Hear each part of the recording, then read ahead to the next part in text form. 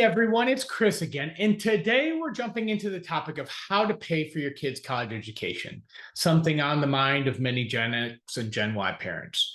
Navigating the 4 years of your child's college education can be an emotional and a financial whirlwind, grappling with just how to afford all of the expenses. While it may be tempting to sideline your own financial goals to tackle this considerable yet transient financial responsibility, a more prudent approach exists. See, a balanced strategy for funding your child's education without derailing your own financial objectives involves creating a curated list of colleges in partnership with your child and then leveraging various financial instruments. Now, for those families whose income levels exclude them from need-based financial aid, it's crucial to understand that college funding should be a multifaceted plan, pulling resources from various streams. First of all, there's merit-based aid, scholarships, and grants. These don't require repayment and can substantially offset tuition costs. There's tax advantage savings. Vehicles like 529 plans or Coverdale educational savings accounts can provide growth and tax benefits. There are federal tax credits. The American Opportunity Tax Credit and the Lifelong Learning Credit can reduce your tax liability, effectively putting more money back in your pocket. And then there's cash flow planning.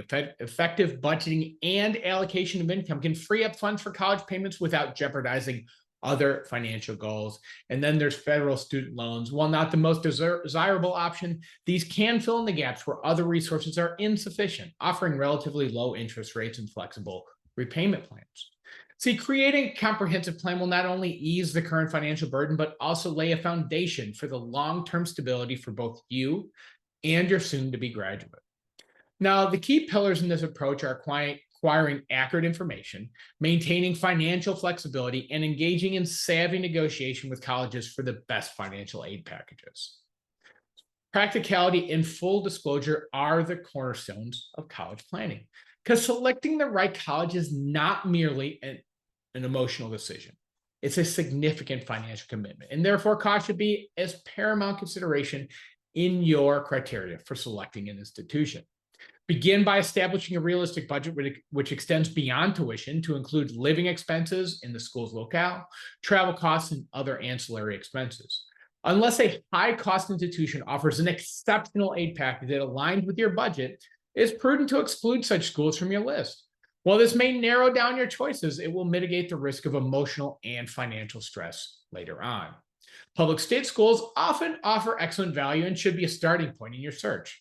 Don't limit yourself to your home state because many state universities participate in regional agreements that make out-of-state tuition more affordable. When it comes to merit-based opportunities, think strategically.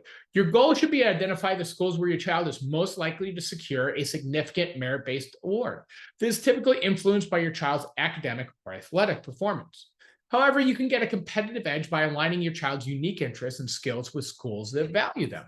For example, if your daughter excels in a STEM field, schools looking to diversify their programs may offer her a more substantial reward. Once you've compiled a list of such target schools, apply and importantly, compare the aid packages. Never settle for the initial offer, even if that school is your child's top choice. Next, you can begin leveraging online resources because there are numerous online platforms that can assist you in sifting through your college options and identifying scholarships. Two reputable starting points are the College Scorecard, managed by the U.S. Department of Education, and Big Future, managed by the College Board. Remember, transparency and practicality are key. With a strategic, well-researched approach that leverages multiple financial avenues, you can find a college that satisfies both your child's aspirations and then your budgetary constraints. Next, you can harness local resources for merit-based aid because don't estimate the power of local merit-based scholarships, which can substantially augment your financial aid package. While these scholarships may require some legwork to uncover, the payoff can be well worth the effort. And a smart place to start is your child's high school guidance office. Request a list of the previous year's awards to identify local organizations that have provided scholarships.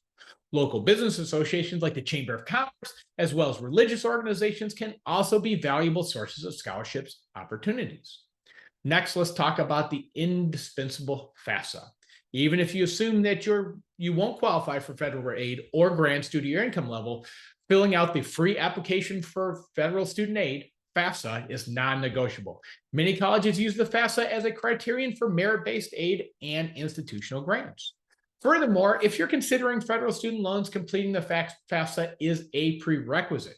Should your child be contemplating a career in public service, working for federal, state, local, or tribal governments, or not-for-profit organizations, these federal student loans could qualify for forgiveness underneath the Public Service Loan Forgiveness Program. In summary, local scholarships and the FAFSA are two often overlooked avenues that can significantly improve your financial standing when it comes to college costs. A well-rounded approach that includes these options can lead to a more manageable and financially savvy college experiences. Then you want to also leverage the American Opportunity Tax Credit, or AOTC, because the AOTC offers an annual tax credit up to $2,500 per eligible student. It's available to married couples filing jointly with a modified adjusted gross income up to $160,000 for the full credit, reduced credit for those earning between $160,000 and $180,000. To potentially qualify for the credit, consider maximizing your 401k contributions, as this may reduce your taxable income to an eligible level. Then, optimize tax advantage savings with 529 plans, because even if college is just around the corner, contributing to a 529 plan could still be a wise move. States like Illinois offer tax incentives that effectively serve as tuition discounts. You can contribute up to $17,000 per year without triggering gift taxes, and even front load 5 years worth of contributions. However, when withdrawal time approaches, be cautious with your investment allocation to avoid excessive risk.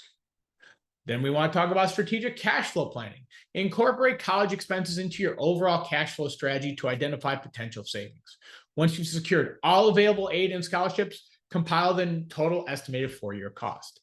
Next, add up the anticipated contributions which come from various sources, including savings, family gifts, student loans, and student earnings. Also, consider those household costs saved while your child is away. Think food, clothing, and transportation, which can be reallocated then to college expenses. Subtract this total from the anticipated four-year cost, and then divide the rest by the number of months your child will be at school. This monthly figure can help you grasp the financial commitment and identifying budgeting resources to offset it. Something else that can help with cash flow planning is interest-free payment plans, because many colleges offer 0% interest payment plans, allowing you to distribute tuition costs over monthly payments. Utilizing this option can alleviate the burden of lump sum payments and enable more manageable budgeting over the course of your child's education. See, by strategically utilizing tax credits, tax advantage savings, cash flow planning, flexible payment options, you can achieve a balanced approach to funding college expenses without jeopardizing your financial well-being.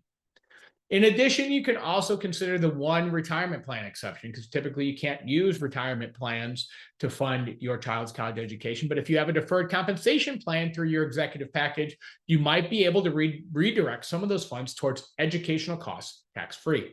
However, this option should be executed with caution, and consult your company's HR or finance department for specifics on structuring this withdrawal, and consider it within the context of your comprehensive financial plan. One other way that you can fund college education is strategically gifting appreciated stock. Because if you possess stock that has appreciated over time, consider gifting it to your child for them to sell. Married couples can gift up to $34,000 in assets per year without incurring gift tax. And to take advantage of lower capital gains rates, your child should be at least 18 years old at the time of sale. As of 2023, long-term capital gains is 0% for single filers earning less than $44,625. So the takeaway here is that crafting a multifaceted plan to finance a college education can be a complex endeavor, but its advantages are significant. Minimizing lows and maintaining retirement savings can yield long-term benefits for both students and parents alike. Through a blend of tax advantage strategies, smart use of assets, and optimizing available aid, you can achieve a balanced approach that neither sacrifices your child's educational goals nor imperils your financial security. Now, if you enjoyed this video, be sure to hit the like and subscribe button, share it with friends and family, and remember to keep building.